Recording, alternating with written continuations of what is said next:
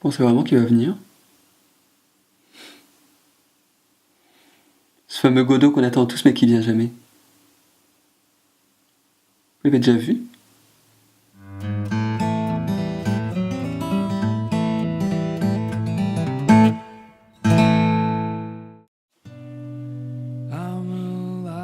En attendant Godot, Samuel Beckett, 1952.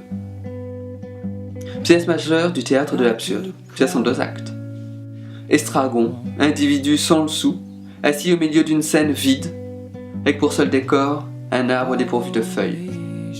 Arrive alors le second protagoniste, Vladimir. Tous deux attendent l'arrivée de Godot et tentent en vain de s'occuper. Leurs sujets de discussion sont somme toute très divers, mais avec un fond généralement morbide. Plus tard, dans la pièce apparaîtront Pozzo et Lucky, 2 hommes, l'un chargé de bagages avec une corde au cou, l'autre tenant l'extrémité de la laisse et un fouet dans l'autre main. Ainsi, l'un est l'esclave de l'autre. Un esclave qui ne sert pas à grand chose, hormis penser. Enfin, penser c'est vite dit, puisqu'on pourra constater qu'il ne pense pas trop, que ce qu'il formule ce ne sont pas des pensées, ou enfin ce n'est pas une longue pensée, c'est plein de brèves pensées qui, mises bout à bout, ne veulent rien dire.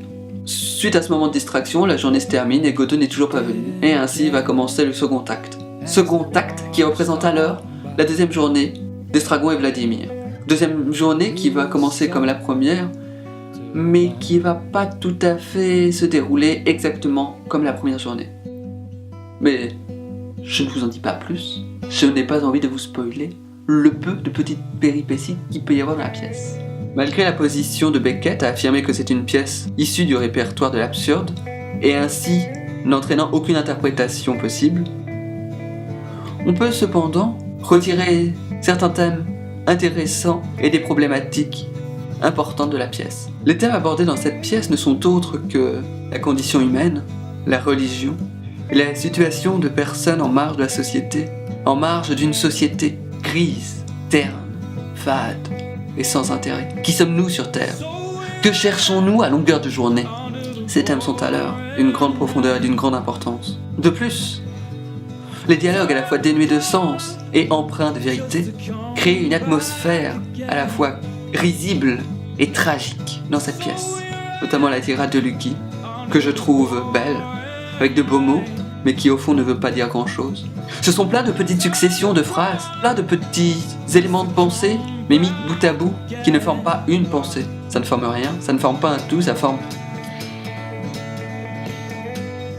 un amas de pensées. Et en cela, je trouve cette tirade très intéressante, parce qu'elle représente bon nombre d'individus en société. Ils ont entendu ceci par là, ceci, ceci. Ils mettent tout bout à bout et ça crée du non-sens. C'est ce non-sens que je trouve très intéressant dans la pièce parce que la vie est faite de non-sens. Un sens à une pièce, c'est comme essayer de trouver un sens à la vie. Sens à la vie qui n'existe pas, sens à la vie qui pourrait exister sûrement, oui. Non. Enfin oui, je pense. Même si je ne pense pas qu'il y a un sens à la vie. Mais la vie, son sens, peut-on le sentir? Sent-on le sens de la vie ou doit-on le voir? Le sens, le sens, le sens, le sens, le sens, le sens, le sens, le sens, le sens, le sens, le sens. Oui, c'est vrai que... Oui. C'est vrai que... Enfin... J'imagine. Non mais... Oui, mais... Enfin... Vous savez, si vous n'avez pas de sens à régler, le censeur ne viendra pas récolter le sens. C'est logique, c'est censé. Le censeur est censé récolter le sens. Alors si vous n'avez pas de chance et que le censeur ne récupère pas le sens, cela veut dire que votre sens est insensé. Mais ce que je viens de dire est insensé dans le fait même que le censeur n'existe plus. Et alors, comme le censeur n'existe plus, il n'est plus censé récupérer le sens. Et ainsi, vous avez la chance de ne pas payer le sens. Est-ce que vous avez compris le sens? Le sens de ceci ou de cela est insensé.